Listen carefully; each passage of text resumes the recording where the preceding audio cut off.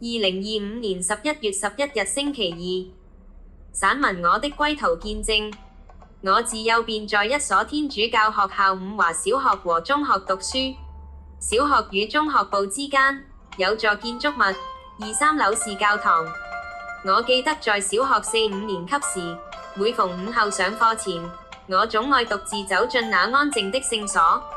陽光透過彩繪玻璃下，灑在長椅上。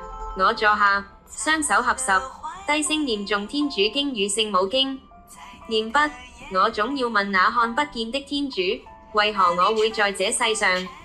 我來這世界要做什麼？那疑問像一粒種子，早早埋在我的心田。中學時，我的志願有二：開設功夫學校，傳授武藝及成為一名作家，以文字說話。中三那年，一位要好同學領我去了中華基督教會，在那裡，我決了志信主，感受過主愛的溫熱。只是年輕的心如不繫之舟。2年後，因着一些事，我離開了，開始在社會的海洋裡漂泊。我竭力追求學問，取得了商業法律與人力資源的雙碩士學位，又努力經營事業與家庭。日子是充實的，也是分割的。清晨，我是西裝革履的金融業管理層；夜晚，我是拳館中揮汗如雨的教頭。我彷彿擁有了年少時所願的一切，然而，心底那關於我為何在此的古老疑問，卻在喧囂中沉默了下去。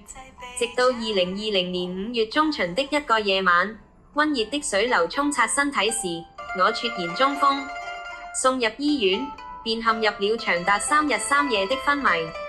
醫生宣告，我腦部的細胞已有60%死去，無可復原。半心經營，彷彿沙砌的城堡一樣，在一夜潮汐中崩頹殆盡。但神是公平的，他關上一扇門，必會打開一扇窗給我。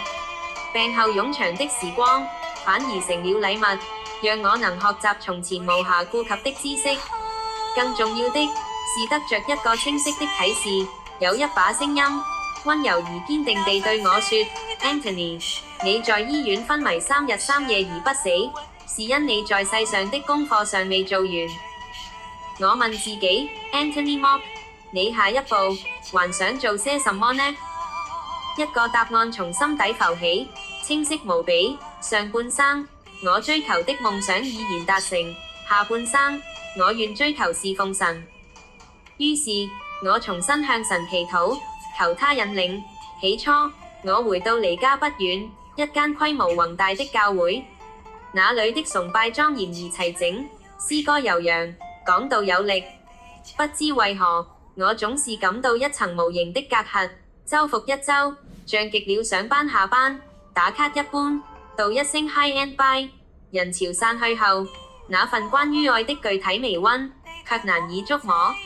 數月後，我便沒有再去了。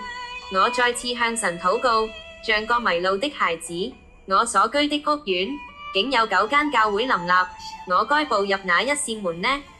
禱告後，我靜心等待神的回應。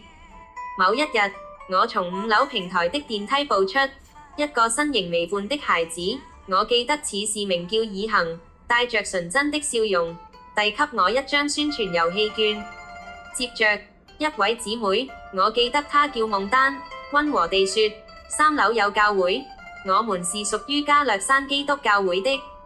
幾乎同時，對面的恩福堂也在進行宣傳。我再次俯首祈禱，神啊，求你給我明確的啟示，我當選擇哪一間教會呢？神從不誤事。某個主日，家庭聚會後，我的女兒和她的男友駕車停在4樓，我請他們帶我到3樓，想去那間教會看看。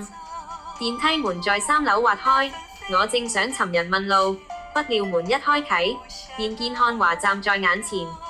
我起初以為他是管理員，直至看見他胸前名牌清晰地寫着加略山基督教會。我想去這間教會，我指着說。他欣然引路，帶我進入那小小的會所，並將我介紹給耀宗。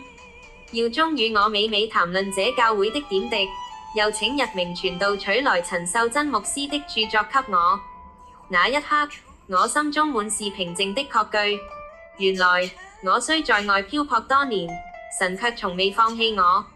他以他奇妙的雙手，一步步牽引，為我預備這歸回的時刻。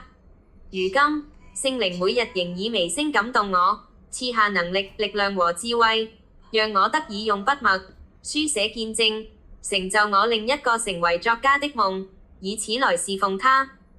回首前塵，不過是恩典的軌跡，那條自幼便開始的尋索之路，千迴百轉，終是領我歸回了神的家。